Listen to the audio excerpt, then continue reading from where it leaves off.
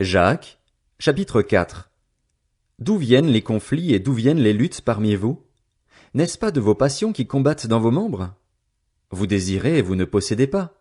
Vous êtes meurtriers et jaloux et vous ne pouvez rien obtenir. Vous avez des luttes et des conflits. Vous ne possédez pas parce que vous ne demandez pas. Quand vous demandez, vous ne recevez pas parce que vous demandez mal, dans le but de satisfaire vos passions. Adultères que vous êtes! Ne savez-vous pas que l'amour pour le monde est synonyme de haine contre Dieu? Celui donc qui veut être l'ami du monde se fait l'ennemi de Dieu.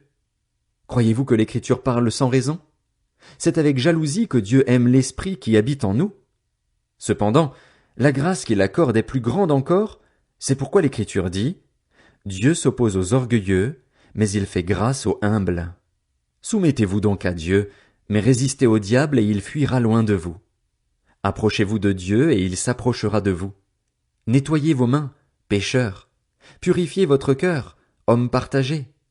Ayez conscience de votre misère, soyez dans le deuil et dans les larmes, que votre rire se change en deuil et votre joie en tristesse. Humiliez-vous devant le Seigneur et il vous élèvera. Ne dites pas du mal les uns des autres, frères et sœurs. Celui qui parle contre un frère ou qui juge son frère parle contre la loi et juge la loi.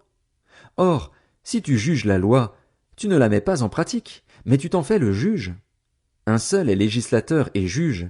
C'est celui qui peut sauver et perdre. Mais toi, qui es-tu pour juger ton prochain? À vous maintenant qui dites, aujourd'hui ou demain nous irons dans telle ville, nous y passerons une année, nous y ferons des affaires et nous gagnerons de l'argent.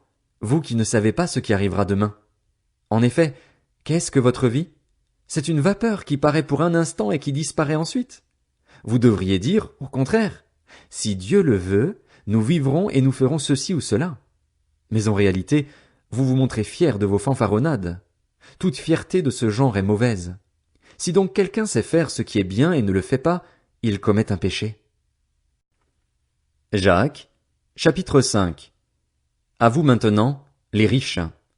Pleurez et gémissez à cause des malheurs qui viendront sur vous. Vos richesses sont pourries et vos vêtements sont rongés par les mites. Votre or et votre argent sont rouillés, et leur rouille s'élèvera en témoignage contre vous et dévorera votre chair comme un feu. Vous avez amassé des trésors dans les derniers jours. Le salaire des ouvriers qui ont moissonné vos champs et dont vous les avez frustrés crie, et les cris des moissonneurs sont parvenus jusqu'aux oreilles du Seigneur de l'univers. Vous avez vécu sur la terre dans les plaisirs et dans le luxe, vous avez rassasié votre cœur comme le jour de la boucherie. Vous avez condamné, tué le juste sans qu'il vous résiste. Soyez donc patients, frères et sœurs, jusqu'au retour du Seigneur. Voyez le cultivateur, il attend le précieux fruit de la terre en faisant preuve de patience envers lui jusqu'à ce qu'il ait reçu les premières et les dernières pluies. Vous aussi, soyez patients, affermissez votre cœur, car le retour du Seigneur est proche. Ne vous plaignez pas les uns des autres, frères et sœurs, afin de ne pas être jugés. Voici que le juge se tient à la porte. Mes frères et sœurs, prenez pour modèle de patience dans la souffrance les prophètes qui ont parlé au nom du Seigneur. Nous disons heureux ceux qui persévèrent.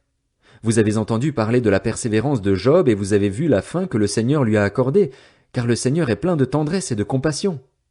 Avant tout, mes frères et sœurs, ne jurez pas, que ce soit par le ciel, par la terre ou par une autre forme de serment, mais que votre oui soit oui et que votre non soit non, afin que vous ne tombiez pas sous le jugement. Quelqu'un parmi vous est-il dans la souffrance? Qu'il prie. Quelqu'un est-il dans la joie? Qu'il chante des cantiques. Quelqu'un parmi vous est-il malade? Qu'il appelle les anciens de l'Église et que les anciens prient pour lui en lui appliquant de l'huile au nom du Seigneur. La prière de la foi sauvera le malade et le Seigneur le relèvera.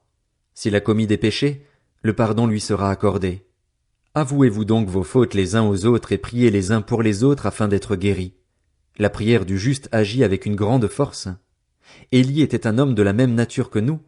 Il a prié avec insistance pour qu'il ne pleuve pas et il n'est pas tombé de pluie sur la terre pendant 3 ans et 6 mois.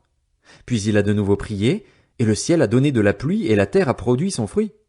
Mes frères et sœurs, si quelqu'un parmi vous s'est égaré loin de la vérité et qu'un autre l'y ramène, sachez que celui qui ramènera un pécheur de la voie où il s'était égaré sauvera une âme de la mort et couvrira une foule de péchés. 1 Pierre, chapitre 1. De la part de Pierre, apôtre de Jésus-Christ, à ceux qui sont étrangers et dispersés dans le Pont, la Galatie, la Cappadoce, l'Asie et la Bithynie. À vous qui avez été choisis conformément à la prescience de Dieu le Père et conduits à la sainteté par l'Esprit afin de devenir obéissants et d'être purifiés par le sang de Jésus-Christ, que la grâce et la paix vous soient multipliées. Béni soit Dieu, le Père de notre Seigneur Jésus-Christ. Conformément à sa grande bonté, il nous a fait naître de nouveau à travers la résurrection de Jésus-Christ pour une espérance vivante, pour un héritage qui ne peut ni se détruire, ni se souiller, ni perdre son éclat. Il vous est réservé dans le ciel, à vous qui êtes gardés par la puissance de Dieu, au moyen de la foi, pour le salut prêt à être révélé dans les derniers temps. C'est ce qui fait votre joie, même si maintenant, puisqu'il le faut, vous êtes pour un peu de temps attristés par diverses épreuves. Ainsi, la valeur éprouvée de votre foi, beaucoup plus précieuse que l'or, qui est périssable et que l'on soumet pourtant à l'épreuve du feu, aura pour résultat la louange, la gloire et l'honneur lorsque Jésus-Christ apparaîtra. Vous l'aimez sans l'avoir vu, vous croyez en lui sans le voir encore et vous vous réjouissez d'une joie indescriptible et glorieuse parce que vous obtenez le salut de votre âme pour prix de votre foi. Les prophètes qui ont parlé de la grâce qui vous était réservée ont fait de ce salut l'objet de leurs recherches et de leurs investigations. Ils cherchaient à découvrir l'époque et les circonstances indiquées par l'Esprit de Christ qui était en eux lorsqu'il attestait d'avance les souffrances du Messie et la gloire dont elles seraient suivies. Il leur a été révélé que ce n'était pas pour eux-mêmes, mais pour vous, qu'ils étaient au service de ce message. Les hommes qui vous ont prêché l'Évangile par le Saint-Esprit envoyé du ciel vous ont maintenant annoncé ce message, dans lequel les anges eux-mêmes désirent plonger leur regard. C'est pourquoi, tenez votre intelligence en éveil, soyez sobre et mettez toute votre espérance dans la grâce qui vous sera apportée lorsque Jésus-Christ apparaîtra. En enfants obéissants, ne vous conformez pas aux désirs que vous aviez autrefois, quand vous étiez dans l'ignorance. Au contraire, puisque celui qui vous a appelé est saint, vous aussi soyez saints dans toute votre conduite. En effet, il est écrit, « Vous serez saints car moi, je suis saint. » Et si c'est comme à un père que vous faites appel à celui qui juge chacun conformément à sa manière d'agir sans faire de favoritisme, conduisez-vous avec une crainte respectueuse pendant le temps de votre séjour sur la terre. Vous le savez en effet, ce n'est pas par des choses corruptibles comme l'argent ou l'or que vous avez été rachetés de la manière de vivre dépourvue de sens que vous avez transmise vos ancêtres, mais par le sang précieux de Christ, qui s'est sacrifié comme un agneau sans défaut et sans tache. Prédestiné avant la création du monde, il a été révélé dans les derniers temps à cause de vous. Par lui, vous croyez en Dieu qui l'a ressuscité et lui a donné la gloire, de sorte que votre foi et votre espérance reposent sur Dieu.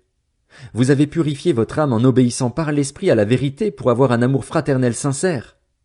Aimez-vous donc ardemment les uns les autres d'un cœur pur. En effet, vous êtes nés de nouveau, non pas d'une semence corruptible, mais d'une semence incorruptible, grâce à la parole vivante et permanente de Dieu, car toute créature est comme l'herbe, et toute sa gloire comme la fleur des champs. L'herbe sèche et la fleur tombent, mais la parole du Seigneur subsiste éternellement. Cette parole est justement celle qui vous a été annoncée par l'Évangile.